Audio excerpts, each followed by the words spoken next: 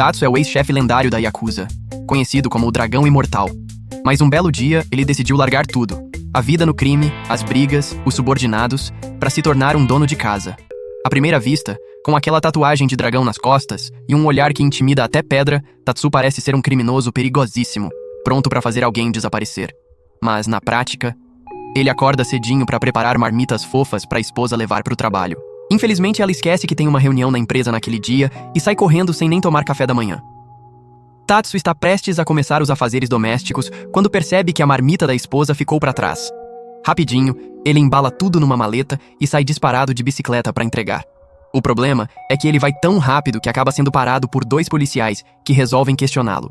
Quando respondem as perguntas e encaram aquele semblante sombrio, os policiais logo concluem: esse cara aí é da Yakuza. Os boatos dizem que ele sozinho destruiu uma gangue rival numa única noite e que sumiu do mapa anos atrás, sendo apelidado de Dragão Imortal. Os policiais ficam brancos de medo, achando que Tatsu está pescando uma arma no bolso. Só que tudo isso ficou no passado. Agora ele tá ocupado demais entregando marmita pra esposa. Pra surpresa de todos, o que ele tira do bolso é um cupom de desconto, tentando subornar os 2 policiais com oferta de mercado. Um vendedor desesperado, sem conseguir fechar uma venda sequer, chega ao apartamento de Tatsu e força a entrada quando a porta é aberta. Tatsu segura uma faca que parece estar coberta de sangue, o que apavora o coitado do vendedor. Mesmo assim, sendo um profissional de respeito, ele continua tentando apresentar o produto. Tatsu, curioso, resolve testar a faca para ver se é falsificada mesmo. Ele usa a lâmina para preparar um hambúrguer artesanal e serve para o vendedor. Para completa surpresa dele, o prato fica tão gostoso que ele se lembra da comida da sua cidade natal e esquece completamente o motivo da visita, que era empurrar facas ruins para clientes desavisados. Um jovem chamado Masa é chutado para fora de uma loja à força. Ele é um dos ex-subordinados de Tatsu dos tempos de gangster. Desde o sumiço do chefe, a organização se desfez e Masa anda perdido, vasculhando o território de gangues rivais atrás de qualquer pista de Tatsu. Por sorte, ele o avista comprando legumes na feira. Masa corre até ele e começa a desabafar sobre a situação atual, implorando para Tatsu voltar a ser o dragão imortal de uma vez. Tatsu, com aquele olhar eterno de quem já viu coisa demais, acende um cigarro e manda Masa segui-lo. Para desespero do rapaz, ele o leva para uma aula de culinária. Depois de preparar a receita do dia, as senhoras da turma aplaudem as habilidades culinárias de Tatsu com entusiasmo. Masa não consegue se segurar e xinga Tatsu por ter trocado a vida de gangster por aquilo. Mas Tatsu, calmo como sempre, explica que não é mais um criminoso. Agora, sua prioridade é proteger a família, e violência não serve para isso.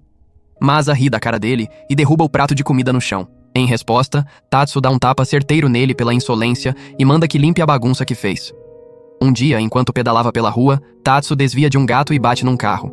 O carro pertence a um gangster da organização Kunimi, um dos seus inimigos. Kunimi imediatamente conclui que Tatsu tentou assassiná-lo de propósito e sai correndo atrás dele junto com o motorista. A perseguição vai parar dentro de uma loja de roupas, onde acham que encurralaram Tatsu de vez. Só que a loja está em promoção e os clientes brigam ferozmente pelos itens com desconto. Tatsu manda Kunimi e o motorista entrarem no meio da briga. No final, conseguem apenas uma camiseta, um par de meias e luvas. Tatsu os xinga por terem feito ele perder a oferta e os lembra que agora ele é dono de casa. Kunimi, sem acreditar nessa nova vida do cara, saca uma arma e aponta para Tatsu, mandando ele parar de fingir. Tatsu, com os movimentos rápidos, derruba Kunimi no chão e coloca as luvas nele. Diz para guardar as luvas, porque tá frio lá fora. Esse gesto simples desperta uma avalanche de memórias em Kunimi, lembrando da infância quando a mãe tinha que economizar para comprar luvas para ele. Tomado pela emoção, Kunimi desaba em lágrimas ali mesmo na calçada e decide ficar com as luvas. Tatsu decide passar numa loja para comprar a série de anime favorita da sua esposa, Miku.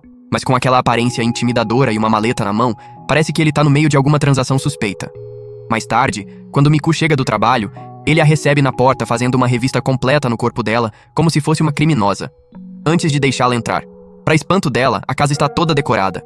Tatsu organizou tudo para comemorar o aniversário dela, mas o clima ficou bem característico de uma celebração estilo Yakuza. Quando ele canta parabéns, a expressão no rosto continua ameaçadora, criando uma atmosfera estranhíssima. Tatsu então entrega o presente, que resulta ser a série de anime que comprou mais cedo. Miku agradece o gesto, mas revela que já tem essa série. Tatsu fica profundamente envergonhado consigo mesmo e cogita cortar o próprio dedo mindinho como gesto de contrição. Em total desespero, Miku reage com um soco tão certeiro que Tatsu voa pela janela de vidro igual a um pássaro. No dia seguinte, Tatsu recebe uma ligação de Miku avisando que a dona do apartamento vai aparecer. Para garantir que tudo esteja impecável, ele coloca o aspirador automático para trabalhar.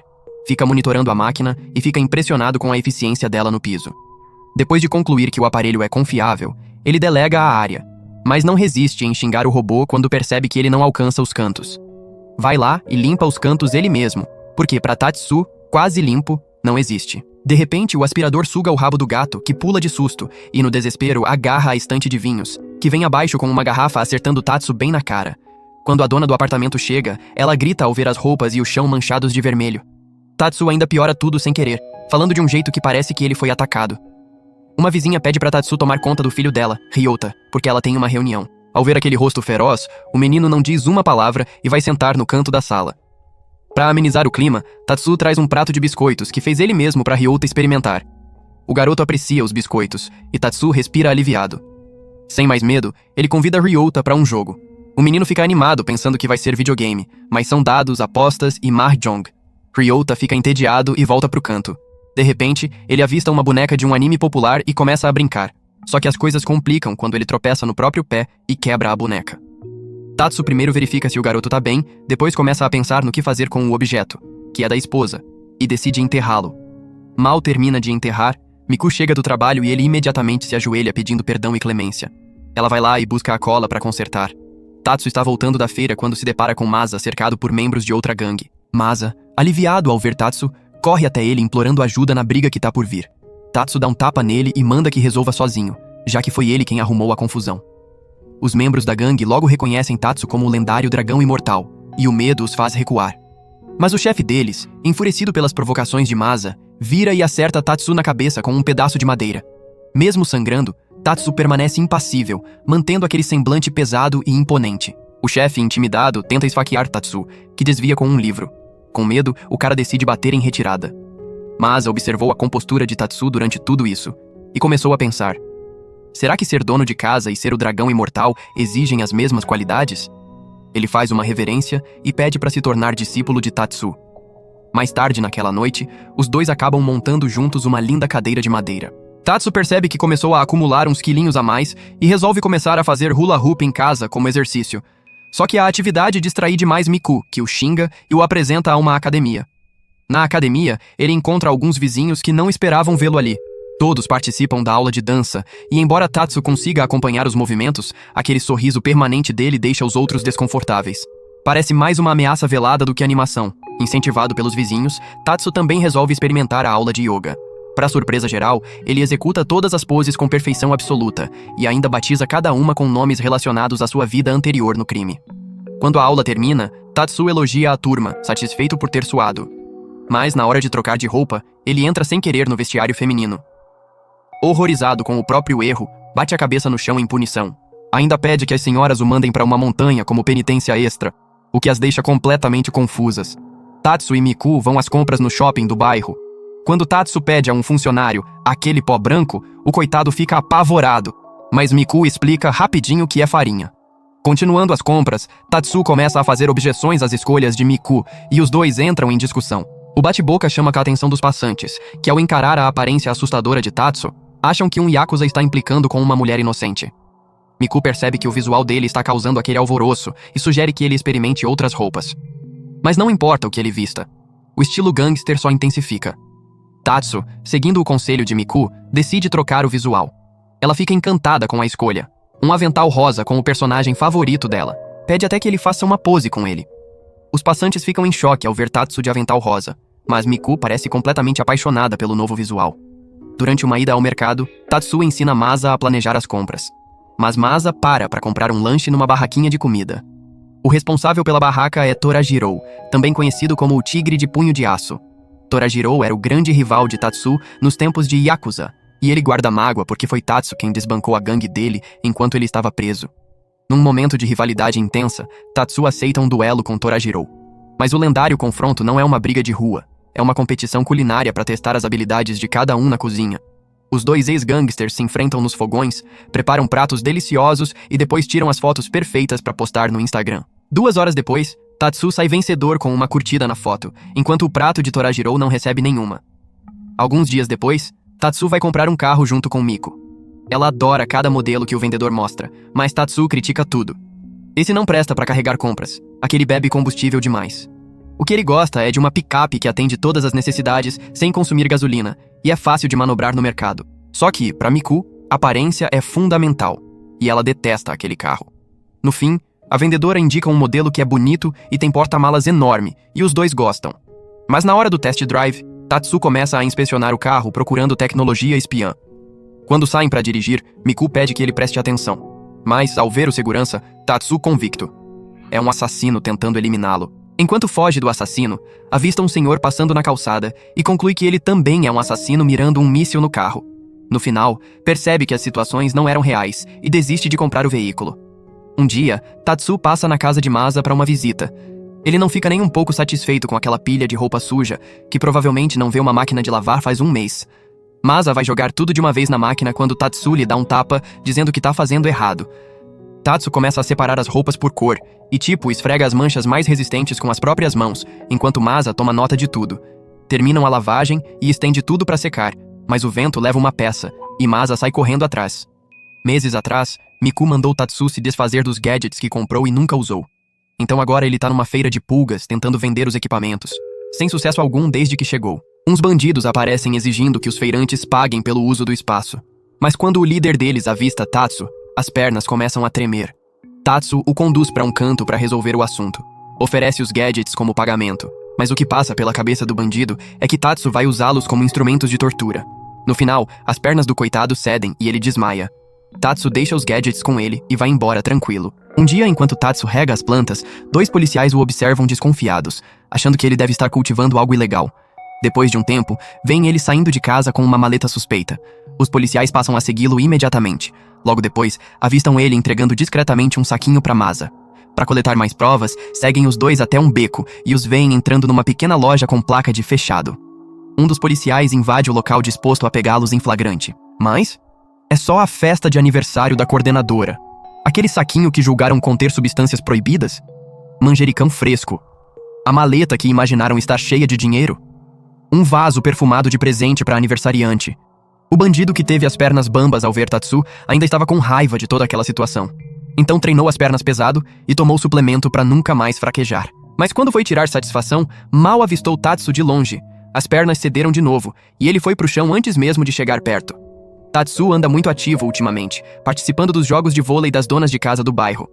Naquele dia, o time delas enfrentaria outro time, mas ninguém esperava que fosse o time do urso. Gangsters de verdade.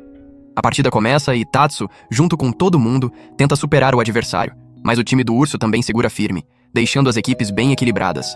No fim, o time do urso vence. Tatsu se ajoelha e coloca toda a culpa da derrota em si mesmo, mas o líder do time adversário estende a mão para ajudá-lo a se levantar, reconhecendo que foi uma partida incrível. No final das contas, as duas equipes se parabenizam e tiram fotos de recordação juntos. Miku está voltando do trabalho quando encontra o marido negociando com o açougueiro. Depois, eles caminham juntos para casa. Mas antes, Tatsu pede para fazer umas paradas rápidas em outras lojas. Miku não entende nada, porque Tatsu e os vendedores parecem estar conversando em código. Quando a missão está completa, ele revela que estava colecionando selos para um sorteio. Ela o acompanha até o balcão da loteria. Miku quer o primeiro prêmio, uma viagem pro Havaí, e também acha legal o segundo, uma TV. Mas Tatsu está de olho só no terceiro prêmio, um aspirador de pó. Com aquele sendo o último dia e a 10ª tentativa dele, Tatsu torce com tudo. Mas ao girar, sai o 5º prêmio, um pelúcia fofo que Miku ama. Mesmo perdendo pra sorte, ele declara que ganhou porque conseguiu ver a esposa sorrir. Ao ouvir aquela frase brega, ela mete um soco nele por fazê-la se envergonhar na rua. Os pais de Miku anunciam de supetão que vão passar lá em casa. A surpresa a deixa um pouco preocupada, mas Tatsu a tranquiliza dizendo que ele vai cuidar de tudo. Quando os sogros chegam, ele já serve chá e bolinhos caseiros. A sogra se dá incrivelmente bem com ele por causa das habilidades domésticas. Chega a pedir que ele ensine algumas receitas. O sogro é introvertido. Mesmo querendo muito participar das conversas, ele não sabe como começar. Depois de pensar bastante, encontra um assunto, mas Tatsu não entende direito o que o velho realmente quer dizer. No final, o sogro o convida para jogar bola no parque, sonhando com o filho que nunca teve para dividir aquele momento. Tatsu não entende as regras do jogo e, em vez de lançar a bola de volta, corre até o sogro para devolvê-la na mão, igualzinho a um cachorro buscando o objeto jogado pelo dono. O sogro desiste de explicar, e quando o faz de verdade, no primeiro arremesso, a força de Tatsu é tanta que ele vai parar numa árvore. Ele fica impressionado. Miku chega do trabalho encontrando o marido em meio ao caos. Ele jura que levou uma bala pelas costas, mas na verdade é uma barata. Tatsu pegou o inseticida e descobriu que estava vazio. A barata continua viva e ainda aprendeu a voar. Miku não aguenta quando o inseto pousa na bonequinha da polícia que ela adora. Tatsu tenta espantá-la com um golpe, mas a barata pousa no peito dele. Com determinação inabalável, ele pede para Miku fazer o necessário para eliminar a criatura. Ela respira fundo, pega um jornal e swinga com toda a força que tem. Erra a barata por completo e acerta Tatsu na cara. Ele segura o tranco. Resolve acender incenso para repelir o inseto, já que baratas não gostam de óleo aromático. Chegou o Natal. Tatsu veste um avental de Papai Noel para se transformar no personagem e entregar presentes na festinha das crianças da rua. Quando chega, as crianças não acreditam que ele é o Papai Noel. Ele pede que o chamem de Papai Noel imortal e pergunta se foram bonitos ou malvados. No fim, em vez de presentes, ele apresenta uma comilança incrível que as crianças devoram. Quando anoitece, se despede delas e some pedalando na bicicleta de compras. Tatsu decide se candidatar a um trabalho de meio período numa cafeteria. No primeiro dia, a loja recebe 2 clientes bastante peculiares. 2 gangsters, um mais velho e um mais novo. O mais velho quer passar uns ensinamentos de durão pro subordinado. Mas quando vêem Tatsu servindo água, os 2 ficam paralisados. Ele parece mais gangster do que eles. A situação fica ainda mais interessante quando Tatsu prepara um café latte com arte de gatinho na espuma. O subordinado acha fofo, mas o chefe o repreende dizendo que ele precisa manter a imagem bruta. Na hora do pedido, o subordinado pede arroz com omelete e Tatsu serve com um toque especial. Escreve gangster no prato com o molho. Mais tarde, o chefe havia pedido uma sobremesa especial de morango, revelando que ele também tem um fraquinho pelas coisas fofas. O chefe levanta a mão animado quando a sobremesa chega, e os 2 aproveitam a refeição de cabo a rabo, saindo satisfeitos da cafeteria. Graças ao trabalho de meio período, Tatsu consegue economizar para comprar presentes para a esposa. Toda vez que Miku chega do trabalho, ela está exausta. Hoje, Tatsu preparou uma festa de alimentos energéticos para nutrir a mulher. Depois da refeição, ele ainda prepara ácido cítrico com suco de limão para fazer uma limonada, que é ótima para aliviar o cansaço. Ainda dá uma massagem nela para deixá-la o mais confortável possível. Mas ser mimada demais a deixa inquieta, mesmo sem mais estresse. Ela decide largar tudo e tomar banho, que é a opção mais revigorante. Enquanto isso, Tatsu trata de tomar a própria massagem e a limonada. Certa vez, no supermercado, ele encontra Hibari Tori, integrante de uma gangue rival. Ela reconhece o lendário dragão imortal de longe, mas ver 2 figuras famosas do mundo do crime usando avental de mercado torna o encontro bem constrangedor. Desde que a gangue Tori se dissolveu, Hibari e alguns homens do clã resolveram trabalhar no supermercado para sobreviver. Mas tendo vivido a vida inteira no luxo, ela lida péssimo com as tarefas simples do cotidiano. Essa falta de experiência a faz errar feio na hora de etiquetar e arrumar as prateleiras. Tatsu acaba reorganizando as latas e corrigindo o erro dela. No caixa, ela cobra Tatsu em dobro por um item sem querer. Quando ele pede a correção, os associados dela inicialmente partem para cima, mas ela reconhece o próprio erro, pede desculpa e devolve o valor cobrado a mais na conta. Masa vai à casa de Tatsu com a intenção de organizar uma festa surpresa de aniversário. Quem abre a porta é Miku, que se apresenta. Masa explica o plano e ela revela que estava planejando a mesma coisa antes dele chegar. Resolvem unir forças e preparar tudo juntos. Miku começa cortando os ingredientes do bolo. Parece que ela quer fatiar a tábua inteira de uma vez. Na hora da farinha, despeja tanto que transborda, e ainda queimam parte da comida. No fim, o caos reina e eles desistem da preparação. Quando Tatsu chega e encontra a casa destruída, ele assume o comando de tudo: limpeza, decoração e até o próprio bolo de aniversário. Ele arruma tudo e canta sua versão de parabéns, que tem uma pitada sombria bem do seu estilo. Miku e Masa então entregam os presentes. Ela dá um colar, ele dá um óculos. Tatsu experimenta os 2 acessórios ao mesmo tempo e todos concordam que ficou perfeito. O ex-chefe de Tatsu aparece sem avisar. Desde que saiu da gangue, Tatsu não o via. Os 2 sentam para uma conversa depois de Tatsu meticulosamente remover pelos de cachorro da roupa do ex-chefe. Durante o papo, Tatsu o surpreende presenteando-o com um sueterninho fofo para o cachorro do chefe. Ele fica encantado com o look no bichinho e não resiste a uma foto com um animal de estimação. Bem na hora em que o chefe ia explicar o motivo da visita, chegam umas vizinhas. Uma delas aponta que o cachorro do chefe parece estar abaixo do peso. Sem hesitar, Tatsu já prepara uma refeição saudável para o cachorro na hora. O bicho devora tudo, para satisfação geral. No fim, o chefe vai embora sem entregar o recado de que um superior quer recrutar Tatsu de volta para a organização. Depois de testemunhar a nova vida e a felicidade dele, simplesmente comenta que Tatsu está exatamente onde deveria estar. Numa manhã, enquanto Tatsu faz compras, Miku chega correndo em estado de pânico, o puxando para ele ver algo urgente. Ela quer que ele presencie um evento de cosplay ao vivo do anime favorito dela acontecendo no shopping. Os cosplayers encenam uma cena de luta. O apresentador anuncia que precisam de uma criança voluntária para subir ao palco e ajudar os heróis. No final, a criança ganha uma foto com os ídolos como recompensa. Miku não pode participar porque é adulta. Mas sabendo o quanto a esposa quer aquilo, Tatsu levanta a mão e, para surpresa dele, é escolhido. O apresentador provavelmente o selecionou pela aparência intimidadora. Quando sobe ao palco, a plateia espera ver ele entrar no combate. Mas, em vez disso, ele pergunta quem começou a briga e fala calmamente que a violência não resolve nada. Para espanto de todos, ele desdobra um pano com xícaras de chá cuidadosamente organizadas e prepara chá na hora. Convida as duas equipes a sentarem e tomarem juntas, buscando a reconciliação. O método é inusitado, mas no fim cumpre o sonho de Miku de encontrar os ídolos do anime dela. Masa acabou de ganhar um micro-ondas e convida Tatsu para aprender a usar direito. Tatsu fica genuinamente maravilhado com as funções do aparelho. Para testá-lo, decide fazer pão no micro-ondas. Com entusiasmo, reúne todos os ingredientes e começa a trabalhar a massa com toda a força. Quando pede para Masa buscar um filme plástico para descansar a massa, o rapaz tropeça num fio enquanto procura e o micro-ondas vai para o chão, com danos sérios. Apesar do acidente, Masa pede desculpa e Tatsu o tranquiliza. Ele pega a panela de arroz, seleciona as configurações necessárias e assa o pão ali mesmo. 1h30 depois, o pão em formato de rosto de urso fica perfeito. Tatsu decora o pão e Masa, ansioso, tenta dar uma mordida, mas está escaldando. Ele arremessa o pão de volta e acerta direto na cara de Tatsu. Enquanto Tatsu estende roupas lá fora, avista fumaça saindo da casa do vizinho Bob.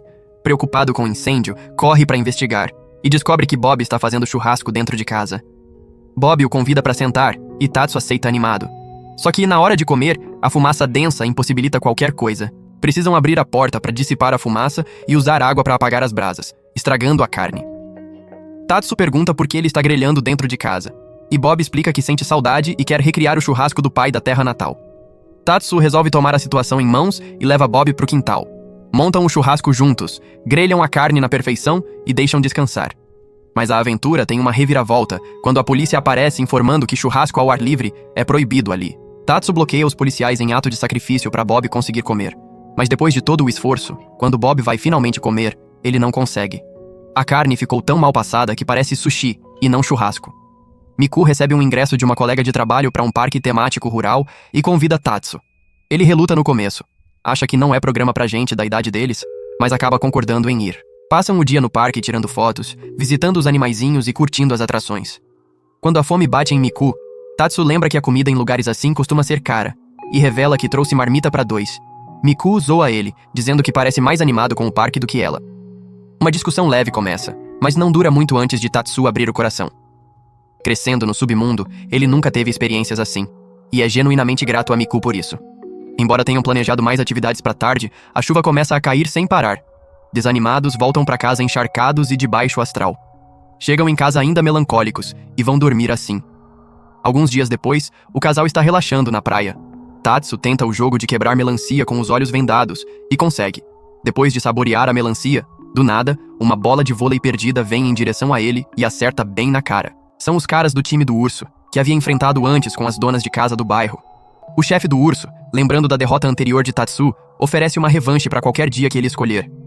Quando Miku fica sabendo, não perde um segundo em repreender Tatsu, lembrando que ele é homem e que deveria aceitar a revanche imediatamente.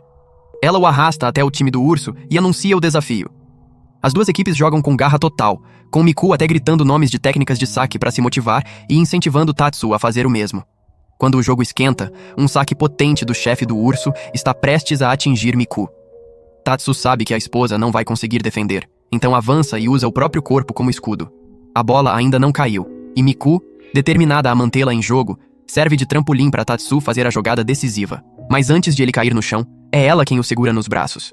Com a força combinada de marido e mulher, eles vencem a partida, deixando o time do urso em choque. Torajiro percebeu que o negócio de crepe não estava indo bem. Resolve migrar para tapioca com leite, seguindo a tendência do momento. O único problema: a única pessoa da região que sabe fazer tapioca direito é Tatsu. Apesar de toda a relutância, Torajiro não tem outra saída senão engolir o orgulho e pedir ajuda. Tatsu, a contragosto, aceita e o leva para conhecer um vendedor ambulante que pode indicar onde comprar os ingredientes necessários. A frustração de Torajiro aumenta quando chegam a uma loja básica de confeitaria, e ele agarra Tatsu pela camisa achando que é uma gozação. Ele argumenta que tapioca tem que ser tipo pérolas, pequena e redondinha.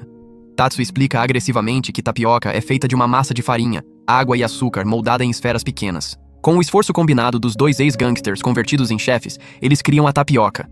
Experimentam e ficam admirados com o sabor. abrem o negócio de tapioca com leite, mas alguns clientes em potencial são espantados pelas aparências intimidadoras dos dois e viram a cara. Por sorte, um grupo de gangsters aparece e compra 6 copos. Tatsu leva Masa a uma loja de 100 ienes repleta de itens domésticos úteis. Masa parece desinteressado no começo, mas Tatsu logo lhe dá um tapa memorável para enfatizar a importância daquelas ferramentas acessíveis.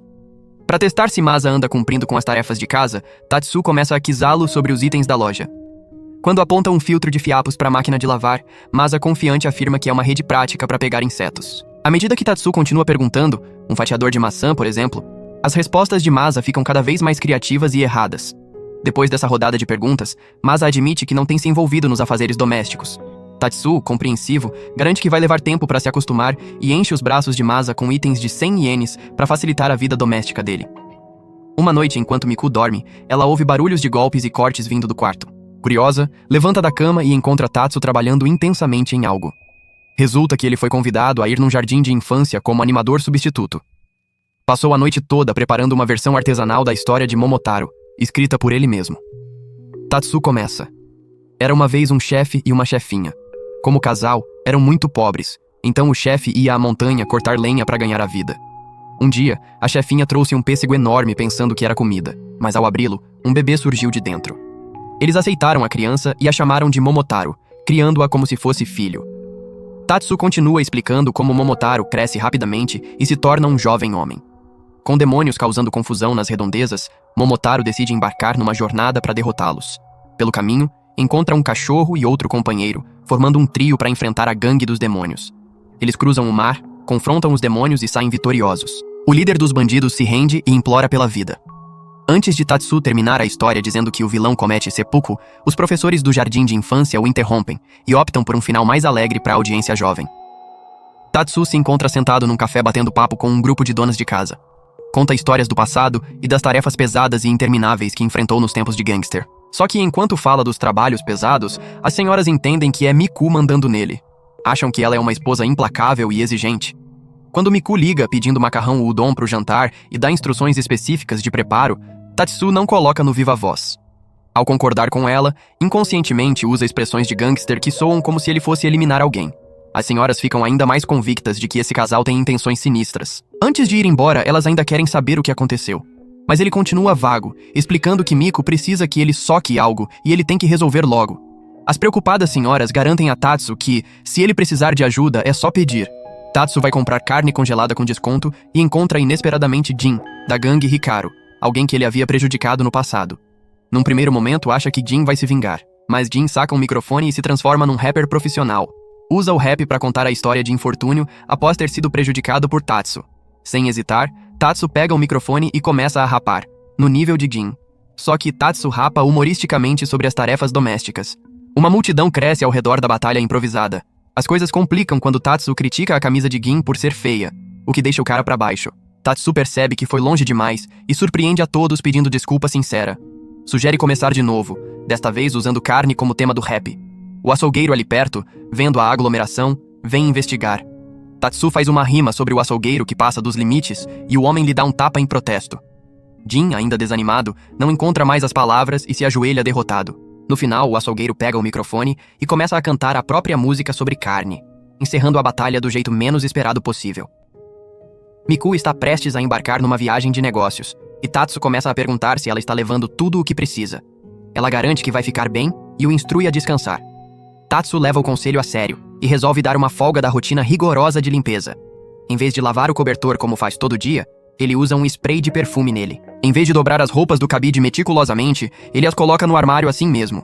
No almoço, opta por macarrão instantâneo em vez de comida caseira. Enquanto come, Masa aparece. Ao saber que Tatsu está de mini-férias das tarefas domésticas, Masa decide mostrar o que é relaxar de verdade. Obriga Tatsu a jogar videogame. Depois ainda convida o vizinho Bob para uma partida de chuta-lata. Mas Tatsu, não acostumado com essa ociosidade estranha, manifesta o desejo de voltar para casa e limpar alguma coisa. E Masa teima que ele fique parado. A preguiça de Masa o derruba num cochilo quase na hora. Tatsu, por outro lado, não consegue ficar parado. Sua natureza trabalhadora o empurra para querer limpar tudo. Masa acorda na hora certa para impedi-lo. Promete não deixar Tatsu trabalhar, assustando o dono de casa de vocação. O concurso de fantasia de Halloween do bairro está chegando e Miku quer que participem. Quando Tatsu ouve que o segundo prêmio é um ano de arroz, ele concorda na hora com entusiasmo. Enquanto se preparam, percebem que outros membros do submundo, incluindo a Sra. Tori e Torajiro, também estão atrás do arroz, enquanto Miku mira a viagem a um onsen que é o primeiro prêmio. Quando o festival começa, o time Tori abre o jogo com um impressionante cálculo em velocidade, com a irmã mais velha digitando num ritmo absurdo. Tão absurdo que parece que a temporada das tangerinas vai acabar antes dela terminar. Na sequência, Torajiro se fantasia de vítima de múltiplos esfaqueamentos, mas a aparência grotesca resulta na sua remoção imediata do palco. Masa chega atrasado e é pulado na ordem. Então, o quarto competidor entra em cena.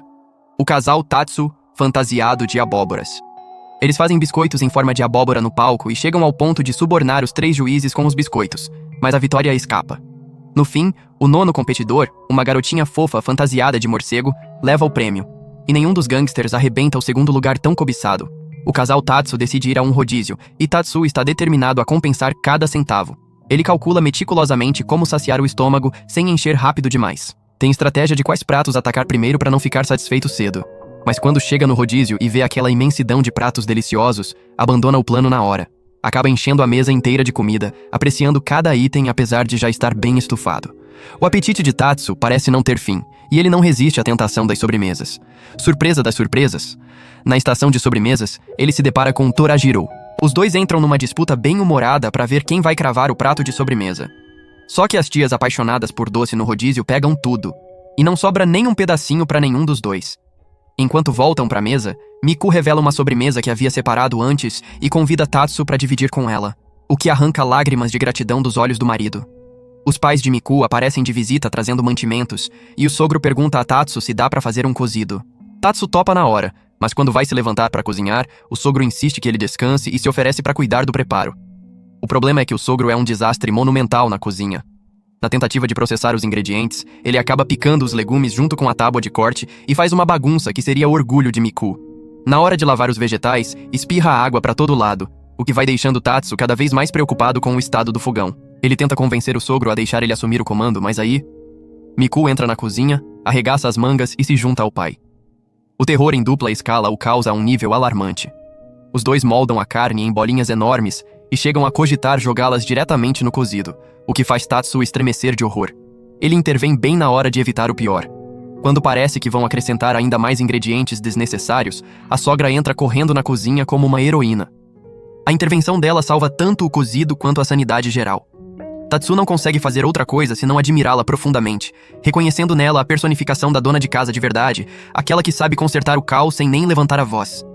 Num dia qualquer, a caminho de casa, vindo do mercado, Tatsu sente uma tontura avassaladora e percebe que pode estar com febre. Vai logo para casa e prepara uma mistura de água, limão e mel para fortalecer a imunidade. Na cabeça dele, é uma batalha contra os vírus invasores. E ele está determinado a sair vitorioso. Para reforçar a recuperação, ainda usa um umidificador e um vaporizador facial. Só que os métodos de automedicação tomam um rumo inesperado. Ele prepara uma água com remédio para gripe esperando aliviar os sintomas e vai deitar para recuperar as forças. Mas em vez de melhorar, a temperatura sobe de 37 para 39 graus. Ele vai fraquejando até desmaiar no chão. Quando recobra a consciência, encontra a esposa aplicando uma toalha fria na testa dele. Tatsu tenta minimizar a situação, mas Miku bate o pé. Ele precisa descansar. Com a insistência gentil mas firme dela, não tem saída. Tatsu se rende e fica quieto se recuperando. Enquanto isso, Miku prepara um xarope especial de vegetais e frutas e despeja na boca do marido à força. Tatsu teme inicialmente que a mistura vá ser o fim dele, mas na manhã seguinte, a febre melhorou. Agora só tem uma leve dorzinha na barriga. O ano novo chegou e há uma energia de animação no ar. Apesar dos apertos financeiros, Masa aparece na casa de Tatsu animadíssimo, esperando conseguir um dinheirinho. Ao entrar, encontra o casal imerso na prática tradicional da caligrafia. Sentindo o impulso de dar uma dica sutil, Masa escreve sem dinheiro no próprio papel de caligrafia, claramente insinuando que quer receber o dinheiro da sorte do ano novo. Só que Tatsu não parece captar o recado. Sem se dar por vencido, o estômago de Masa ronca alto, e ele aproveita a deixa para mencionar que não tem dinheiro e não consegue comprar comida. Em resposta, Tatsu decide levá-lo para fazer mochi, que eles saboreiam juntos depois. Na sequência, os dois se divertem jogando badminton e tentando soltar pipa. Durante tudo isso, Masa solta uma dica atrás da outra sobre a situação financeira, mas Tatsu ou não percebe ou finge não perceber. Masa finalmente desiste das insinuações quando Tatsu generosamente dá o dinheirinho da sorte do ano novo para Ryota. Masa, Tatsu e Miku decidem ir a um bar para uma noite de bebedeira. Começam com um saquê doce, mas não param por aí. Seguem se servindo de mais e mais doses. Com o tempo, os efeitos do álcool vão aparecendo. Miku, que já está rindo sem parar desde o primeiro gole, simplesmente não consegue se controlar mais. Tatsu, por sua vez, chegou num estágio de embriaguez onde está dormindo, de olhos abertos, em pé. Enquanto isso, Torajiro, que por acaso está no mesmo bar, começa a chorar por qualquer motivo insignificante. Masa precisa assumir o controle da situação. Ele vai gerenciando a turma até que cada um vai desmaiando de exaustão ou, em alguns casos, de tanto vomitar. Na manhã seguinte, Tatsu e Miku ficam aliviados depois de tomar uma tigela reconfortante de caldo para ressaca. Tatsu está participando da aula de culinária quando, para sua surpresa, encontra outro homem na turma chamado Nagai, que também tenta fazer um bolo de chocolate, mas com uma abordagem bastante agressiva e criando uma bagunça considerável. Tatsu não curte a situação, mas quer oferecer ajuda. Quando se oferece, Nagai recusa de cara. Aí as coisas pioram quando a mão pesada dele faz a massa do bolo ir pro chão. Vendo a bagunça e sentindo a frustração do cara, Tatsu puxa o papo. Pergunta por que ele quer assar um bolo, e Nagai revela que quer fazer um bolo de chocolate para alguém especial neste Dia dos Namorados. Tatsu, com aquela sabedoria característica dele, explica que cozinhar com amor de verdade é o segredo de uma boa receita. Decide então dar uma mãozinha a Nagai para terminar o bolo, enquanto finaliza o próprio para Miku. Acontece que Nagai fez o bolo pro chefe dele, Kunimi, e não para uma mocinha. Mesmo sem demonstrar abertamente, Kunimi fica de fato satisfeito ao receber o presente. Miku tem uma amiga chamada Yukari, que é dona de casa, mas não sabe administrar bem as finanças. Miku recomenda o marido para ajudá-la com essa questão, e Tatsu entra na missão. Primeiro, ele pede que Yukari avalie o próprio condicionamento físico. Vão precisar usar o corpo para economizar dinheiro. Ela hesita, com medo de estar sendo enrolada para algo impróprio, mas Tatsu simplesmente quer que ela use a bicicleta para aproveitar as ofertas mais baratas do supermercado. Em seguida, ensina Yukari a economizar água em casa, desde lavar a louça até dar descarga do jeito certo. Ele dá instruções detalhadas sem deixar passar nenhum detalhe. Quando fala em cortar, Yukari mal entende pensando que é algo físico, mas na verdade é sobre reduzir os gastos supérfluos, tanto nas despesas fixas quanto no dia a dia. Tatsu vai passando por tudo, enquanto revisa o calendário de gastos dela. Ao examinar o histórico financeiro, Yukari percebe que o marido sacou uma quantia significativa e fica curiosa para saber onde foi parar. Quando ele chega em casa, ela pergunta diretamente. O marido explica que sacou o dinheiro para comprar um presente pelo aniversário de casamento que tá chegando. Yukari se derrete com a pulseira que ele dá, e o casal comemora e relembra o dia especial. Miku e Tatsu se retiram discretamente para deixar o casal à vontade. Miku aguarda ansiosamente o lançamento em DVD do anime favorito dela no dia seguinte. Por causa do trabalho, ela não consegue ir pessoalmente à loja recitar a frase obrigatória do lançamento. Convence Tatsu a ir no lugar dela, e ele decora as falas meticulosamente. No caminho até a loja, Tatsu se depara com uma série de distrações irresistíveis, como uma promoção imperdível de repolho numa banca de verdura.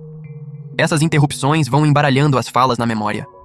Quando finalmente chega à loja, Tatsu esqueceu tudo, mas tenta mesmo assim, e acaba soltando frases que soam como ameaças para a atendente. Por sorte, outra cliente chega e recita a frase correta, refrescando a memória de Tatsu.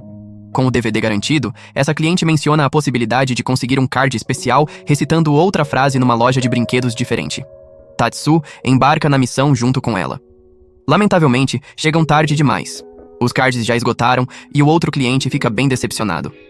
Um amigo de Tatsu está atolado de trabalho e pede para ele tomar conta do cachorro dele, Kotetsu. Tanto Tatsu quanto Miku se apaixonam pelo bichinho. Tatsu leva Kotetsu para passear, mas o cachorro resolve parar no meio da rua e não quer andar mais. Tatsu acha tão fofo que não resiste, tira umas fotos de Kotetsu e manda pro chefe. Quando o chefe vê as fotos, fica tão encantado com a fofura que quer correr até Tatsu imediatamente. Mas enquanto ainda estão passeando, Tatsu encontra Kunimi, que também está passeando com o cachorro dele. Os dois se encaram com aquele olhar de quem seria capaz de qualquer coisa, criando um clima pesado. Mas resulta que os dois só querem acariciar o cachorro um do outro, porque os dois bichos são grandes e quentinhos, logo irresistíveis. Kunimi chama o carro e com os dois cães, Tatsu e Kotetsu, entram.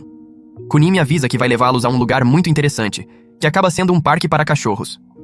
Lá, os bichos e os donos correm e brincam felizes o dia inteiro. O dono da cafeteria pede conselho a Tatsu para renovar o cardápio e atrair mais clientes. Tatsu o leva na hora a um café popular perto dali para buscar inspiração, onde experimentam diversas sobremesas e pratos voltados para mulheres e crianças. Para surpresa dos dois, acham tudo delicioso. e decidem de comum acordo dar uma pausa nos doces por um tempo. De volta ao café, Tatsu prepara um sanduíche especial de frango para o dono provar. Com a primeira mordida, o sanduíche o transporta de volta para a juventude, trazendo memórias de um relacionamento antigo. Só que uma vespa aparece no meio da memória e atrapalha tudo. Tatsu rapidamente oferece chá, que queima a boca do dono, despertando outra memória de quando ele levou uma brasa de cigarro numa viagem à Índia. Cansado e abalado, o dono decide ir dormir, agradecendo Tatsu pelo esforço. Tatsu come o sanduíche para si mesmo. Isso desperta as próprias memórias dele. Cheiro de pólvora, buracos de bala e a lembrança de Miko o encontrando machucado num beco com uma vespa pousada no ombro dela. A presença da vespa deixa um gosto amargo associado ao sanduíche. Masa está almoçando com Tatsu quando de repente sente uma dor de dente. Tatsu sugere que pode ser uma cárie, mas Masa inventa na hora uma história de que brigou com 50 capangas no dia anterior, o que Tatsu não acredita nem por um segundo. Depois do almoço, Tatsu alerta que ignorar a dor pode piorar a cárie. Masa tenta dar de durão e confessa que escova os dentes uma vez por dia. Tatsu bate o pé. É fundamental escovar 3 vezes ao dia, depois de cada refeição para manter a saúde bucal. Explica que negligenciar os dentes pode resultar na perda de dentes e gengivas, e quem sabe uma dentadura pro resto da vida. Masa finalmente admite a dor, mas confessa que tem um pavor de dentista por causa de um trauma da infância. Lembra que a mãe prometeu levá-lo comprar salgadinho e o levou direto pro dentista. O choque daquele episódio ficou marcado, e ele ainda não consegue encarar o consultório. Tatsu não aceita desculpa, dá uma surra em Masa e o arrasta até o dentista, onde o problema é finalmente resolvido. Ironicamente, Tatsu mesmo começa a sentir umas pontadas nos dentes depois disso tudo. Numa noite, Tatsu e Miku resolvem assistir a um filme de terror juntos. Ela vai se assustando a todo momento, enquanto ele fica impassível como se o filme não o afetasse em nada. Só que quando vão dormir, Tatsu não consegue tirar as imagens da cabeça. Elas ficam se repetindo e o sono não vem. Tem uma sensação persistente de que alguém está observando ele, o que torna tudo ainda mais difícil. Para se distrair, tenta um jogo mental de contar números, com gangsters imaginários ao redor da cama. Só que a imaginação fértil faz os gangsters imaginários entrarem em briga. Tenta ouvir sons relaxantes para dormir, mas a mente continua vagando de volta para os gangsters. Desesperado, Tatsu levanta e faz um copo de leite morno, o remédio clássico para induzir o sono. Não adianta muito, ainda prepara uma refeição com ingredientes conhecidos por ajudar no sono, mas é tarde demais para uma janta tão pesada. Finalmente volta para a cama na esperança de pegar no sono. Quando tá quase adormecendo, um barulho alto o assusta de vez. Era só o gato usando a caixa de areia. O líder da associação de moradores atribui a Tatsu a missão de coletar a contribuição mensal dos vizinhos. Para ajudar, ele recruta Masa. Só que por causa da aparência e da aura intimidadora de Tatsu, quando vão de porta em porta, os moradores ficam apavorados achando que a máfia foi cobrar pedágio. Com esse medo inicial, ninguém ousa recusar o pagamento, e eles recolhem tudo sem dificuldade. Mas Masa não consegue deixar de sentir que aquela função não serve para alguém com a presença intimidadora de Tatsu. A última casa é um prédio alto de aparência bastante abastada. Masa avisa Tatsu que eles não deveriam entrar ali, mas entram assim mesmo. O chefe do local inicialmente parece pronto para atacar Tatsu pela visita inesperada. Mas ao ouvir que a contribuição é revertida em benefício da vizinhança, ele decide pagar, evitando qualquer confronto. Miku comprou uma montanha de pão na esperança de acumular cupons premiados para ganhar pratos com o rosto do ídolo favorito dela. O problema é que tanto pão não tem onde guardar em casa. Apesar da preocupação de Tatsu com o estoque, ela está determinada a comer todo o pão para conseguir os cupons. O entusiasmo inicial a faz começar a comer com garra, mas logo percebe que a tarefa é bem mais difícil do que parecia. Mesmo com Tatsu e Masa ajudando no esforço coletivo, os 3 lutam para dar conta de tanta quantidade. Os estômagos ficam cheios rapidinho e eles não conseguem mais. Na tentativa de tornar a missão mais palatável, Tatsu capricha. Combina o pão com frutas e queijo para facilitar o consumo. Mas apesar de todo o esforço criativo, mal fizeram um arranhão na montanha de pão, e acabam desistindo. A chefe da gangue Tori, que tem uma paixão enorme por gatos fofos, decide se disfarçar com apenas um óculos de sol e visitar um café de gatos para brincar com os felinos. Ela torce para não ser reconhecida, mas logo encontra Tatsu trabalhando lá de meio período. Mesmo com um encontro inesperado, ela não consegue conter a animação e começa a brincar com os gatinhos adoráveis. Fica completamente encantada com os felinos. A afeição dela é evidente para qualquer um que olhe. Chega a dar beijo num deles, o que Tatsu tenta desencorajar. Enquanto interage com os gatos, ela nota um deles sentado sozinho numa prateleira. Tatsu explica que é um gato de rua que não se aproxima facilmente das pessoas, mas tem uma forte afinidade com a grama natural de rabo de raposa. Sem se intimidar, ela aluga o capim para brincar com o bichinho. Com o tempo, desenvolve uma conexão especial com esse gato em particular, sentindo que ele a lembra de alguma forma do marido falecido. Acaba decidindo levá-lo para casa, mesmo com Tatsu tentando explicar que o gato é propriedade do café. Quando uma tempestade destrói os planos de piquenique de Tatsu e Miku, ele perde a paciência. Decide encarar a tempestade de frente, declarando em voz alta sua indignação pela audácia do tempo de estragar o dia deles. Reforçam a casa para se proteger dos ventos fortes e da chuva. Só que Tatsu logo percebe que a força humana não é páreo pro poder de uma tempestade. Uma telha o acerta na cabeça, provocando um ferimento com sangramento. Miku entra em pânico e o puxa pra dentro para cuidar do machucado. Enquanto isso, Masa aparentemente vai lá fora comprar croquetes no meio do vendaval. Liga pra Tatsu, avisando que comprou pra ele também. Mas o vento é tão forte que arranca o celular da mão de Masa, cortando a ligação. Tatsu fica preocupado com a segurança do amigo e corre lá fora para verificar. Felizmente, Masa está ileso, e Tatsu o avista se aproximando com os croquetes na mão. Infelizmente, por causa do vento, os croquetes voam e acertam bem na cara de um gangster. Para evitar um possível confronto, Tatsu rapidamente prepara um sanduíche delicioso e enfia na boca de Masa, que o gangster aprecia feliz. Tensão resolvida. Tatsu, Miku e Masa embarcam numa viagem de acampamento no meio da floresta. Tatsu, com aquela abordagem determinada e agressiva de sempre, arma a barraca e corta lenha pra fogueira como se estivesse numa missão. Parece que ele quer que tudo seja perfeito. Miku e Masa vão pescar e, com sorte, conseguem alguns peixes pro jantar. O plano é preparar peixe grelhado com vegetais, frutas e arroz. Mas o descuidado Masa chuta sem querer a panela de arroz no chão. Tatsu, determinado a salvar o jantar, manda Masa ir até os outros acampantes pedir arroz emprestado. Masa acaba encontrando Torajiro, que também está acampando por ali, e pede o arroz. Para recompensar, Tatsu oferece um pacote de marshmallows. Torajiro fica criativo e faz um sanduíche grelhado delicioso de marshmallow com banana, que vira sucesso com Masa e Miku. Tatsu, não querendo ficar para trás, exibe as habilidades culinárias incorporando todos os ingredientes disponíveis num cozido. Só que o peixe grelhado sem tempero dentro do prato acaba estragando o resultado final. Mais tarde, a coordenadora da associação do bairro conversa com Tatsu durante o almoço e explica que é membro de uma poderosa associação feminina chamada Os 8 Dragões. Essa associação é especializada em organizar eventos exclusivos e atividades do bairro. Estão querendo expandir e convidar homens para contribuir com o grupo. Depois de avaliar os candidatos, concluem que Tatsu, o dono de casa, é o mais adequado. Ele é levado à sala do conselho, onde conhece as 8 senhoras, cada uma responsável por uma função específica no grupo. A presidente decide testar a adequação de Tatsu, pedindo que ele prepare um bule de chá rapidinho para todas. Tatsu ferve o chá, serve nas xícaras e distribui. Embora falte um pouco de refinamento e elegância, o chá é aprovado. Porém, uma das dragonas, a responsável pela ikebana, não está convencida e desaprova a entrada dele no grupo. Ela acredita que ele não tem a elegância necessária. Para provar sua seriedade e garantir o lugar, Tatsu se ajoelha diante de todas e expressa o profundo desejo de fazer parte do grupo. Tocada pela sinceridade e determinação dele, a senhora da ikebana concorda em dar uma chance, com a condição de que ele frequente a aula de arranjo floral 3 vezes por semana. Tatsu aceita sem hesitar e mergulha de cabeça no mundo das flores. Depois de um tempo, sente que evoluiu. Decide fazer o teste novamente, e dessa vez serve as senhoras com elegância e refinamento genuínos, demonstrando o crescimento conquistado com dedicação. A associação finalmente o aceita como membro.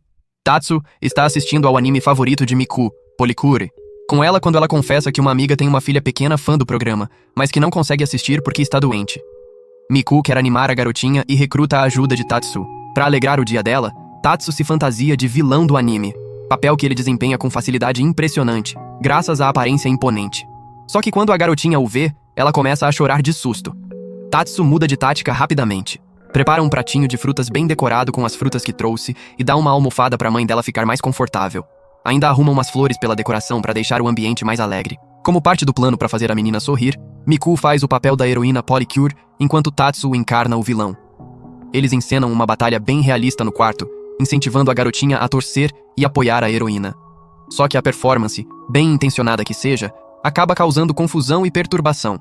A enfermeira responsável precisa intervir e pedir que saiam do hospital por estar forçando a felicidade e perturbando a paz do lugar. Num belo dia, o sogro de Tatsu decide levá-lo a um clube de haiku para um momento de convivência. No clube, o sogro se voluntaria a ser o primeiro a ler o poema, e é muito bem recebido pelos membros. Estimulado pelo ambiente, Tatsu decide tentar também, e compõe uns versos na hora.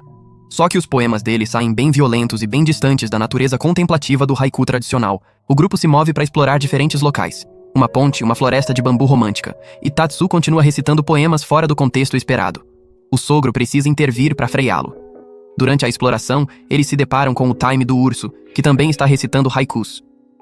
O chefe do urso desafia o grupo de Tatsu para um duelo de haiku. Em vez de deixar Tatsu participar, o sogro entra na disputa pelo time. O duelo começa, e os dois lados recitam poemas inspirados pelo ambiente, libélulas, um casal apaixonado. Tatsu e os Homens do Urso torcem com entusiasmo pelos respectivos times, mesmo sem entender muito dos poemas. No final, os dois lados entregam poemas impressionantes quando o tema é um gato. Um dia, depois de terminar de passar as roupas, Tatsu sente uma dor violenta nas costas, como se tivesse partido ao meio. Mal consegue se mover e vai parar deitado de bruços no chão com cara de sofrimento. Quando Miku o encontra naquele estado, sugere que ele torceu as costas.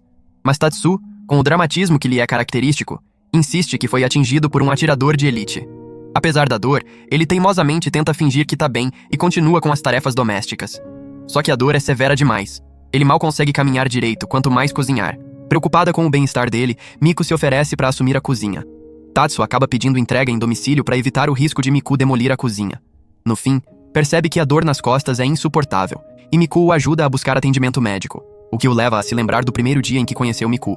O médico receita adesivos analgésicos para aliviar a dor. Tatsu avisa Miku sobre os boatos de um perturbado rondando as ruas à noite, e ela pede que ele a ensine algumas técnicas de autodefesa, o que ele aceita. Uma noite, enquanto Miku corre para casa vindo do trabalho, ela de repente sente que alguém está a seguindo. Tomada pelo pior pressentimento, ela se vira e soca certeiro quem estava atrás dela. Depois agarra os cabelos e dá uma pancada forte no abdômen. Para completo espanto dela, a pessoa que atacou é Masa, que só estava tentando falar com ela porque a viu na rua. Miku não acredita de cara, argumenta que o Masa de verdade não tem o rosto inchado assim, e continua batendo no coitado. Ultimamente, o caminhão de crepe de Torajiro está patinando nas vendas, e o culpado é um caminhão de donuts estacionado bem do lado. O que mais surpreende Torajiro é descobrir que a dona do caminhão é sua irmã mais nova, Himawari. Ela tem uma mágoa antiga com ele porque Torajiro fugiu de casa para virar yakuza.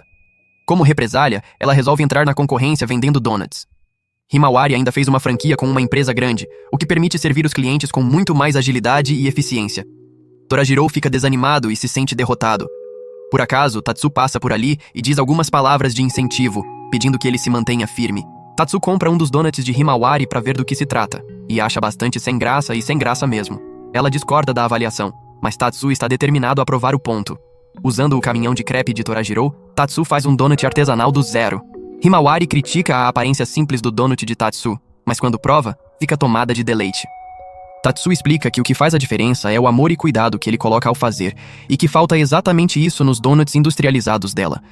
Percebendo a verdade nas palavras dele, Himawari pede desculpa a Torajiro, admitindo que começou o próprio negócio porque queria que o irmão a reconhecesse.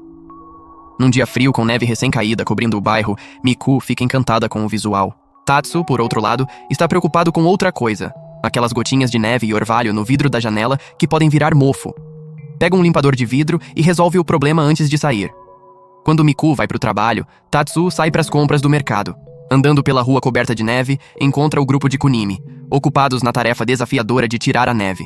Quando Kunimi percebe Tatsu observando, vai até ele, mas escorrega e cai no chão gelado.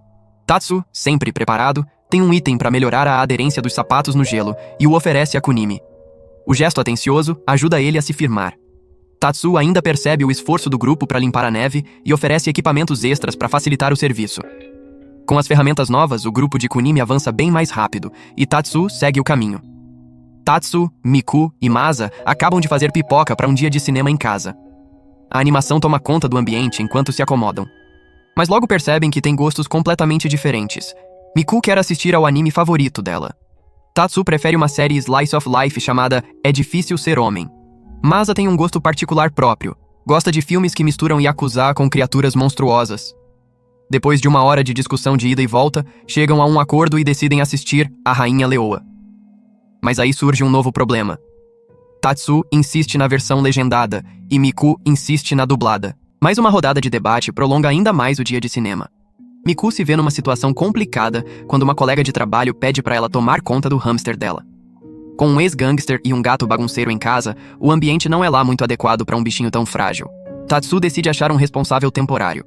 A primeira opção é pedir a Masa. Ele tem um fraquinho pelo animalzinho, mas está tão apertado financeiramente que mal consegue comprar comida para si mesmo, quanto mais para um bichinho de estimação.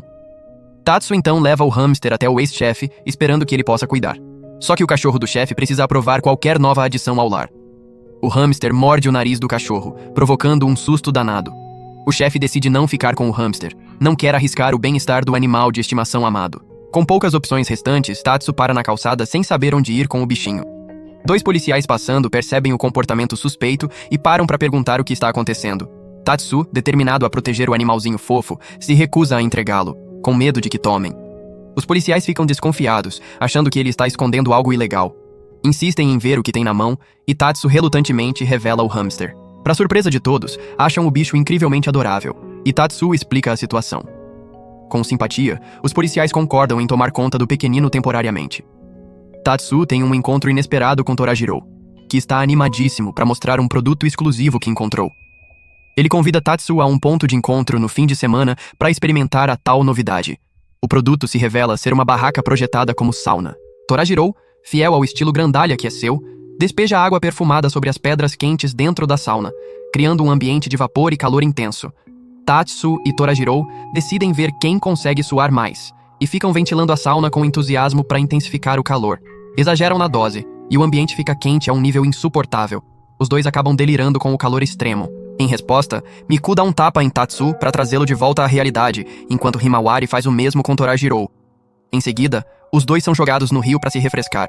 Miku tem uma partida de golfe com clientes do trabalho se aproximando, mas não tem a menor experiência com o esporte. Por sorte, Tatsu, graças ao conhecimento adquirido nos tempos de Yakuza, se oferece para ensiná-la. No dia seguinte, no campo de golfe, ele começa a instruí-la nas diferentes posições do jogo. Demonstra como bater na bola e, enquanto faz isso, vai acertando as bolas de treino e mandando cada vez um pouquinho mais longe. Tatsu então revela um segredo para Miku. Na hora de bater, nunca mande a bola mais longe que o chefe, mas sem deixar isso ficar óbvio. Miku segue a orientação e pratica os arremessos. Tatsu ainda enfatiza a importância de elogiar os arremessos do chefe com entusiasmo total, gritando um sonoro "Que tacada!". Eles continuam praticando, com Miku avançando, mas ainda errando alguns arremessos. O treino, porém, é interrompido abruptamente quando um corvo aparece e rouba a bolinha de golfe deles. Tatsu, Masa e alguns homens do chefe se aventuram pela floresta para colher brotos de bambu. Masa, sem nenhum conhecimento sobre o assunto, tenta arrancar um dos maiores. Tatsu intervém na hora, explicando que os brotos mais altos são amargos e que o ideal é procurar os menores, muito melhores para comer. O grupo começa a escavar em busca dos brotos, mas o trabalho é interrompido quando um bando de macacos aparece e começa a roubar a colheita. Masa, que não leva desaforo para casa, ameaça os macacos. Mesmo assim, os bichos fogem com a maior parte dos brotos. No fim, o grupo fica com apenas um pedacinho minúsculo de broto, bem longe da quantidade que o chefe havia pedido. Para salvar a situação, Tatsu pega aquele único broto e transforma em vários pratos diferentes para o chefe. Felizmente, o chefe aprecia a refeição. Tatsu e seus companheiros decidem jantar no restaurante do Sr. Urita, que tem um item especial no cardápio: o hot pot apimentado estilo Sichuan. O restaurante tem um desafio: se os clientes terminarem a refeição inteira em até 30 minutos, saem sem pagar. Eles estão animados para aproveitar e garantir a refeição de graça.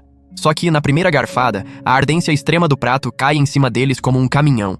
Mesmo com o calor intenso, resistem à tentação de desistir por causa do sabor incrível. Tatsu vê Masa esticando a mão para o copo d'água e o adverte que não beba.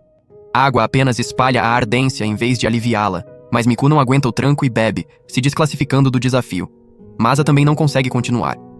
Tatsu, determinado a ir até o fim, pede pro Sr. Urita uma tigela grande de arroz para misturar com o hot pot, esperando equilibrar a ardência.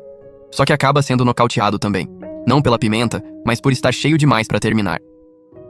Tatsu faz uma visita surpresa na casa de Masa para uma vistoria doméstica relâmpago, mas assim que entra, leva um baque de cheiro.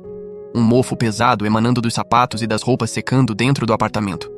Por sorte, Tatsu veio preparado com umas ervas aromáticas para combater o mau cheiro. Juntos, eles penduram a guirlanda de ervas que fizeram para renovar o ar. Só que a tentativa de desodorizar o ambiente toma um rumo inesperado quando avistam uma barata. Masa, tentando resolver o problema, pega o inseto com as próprias mãos.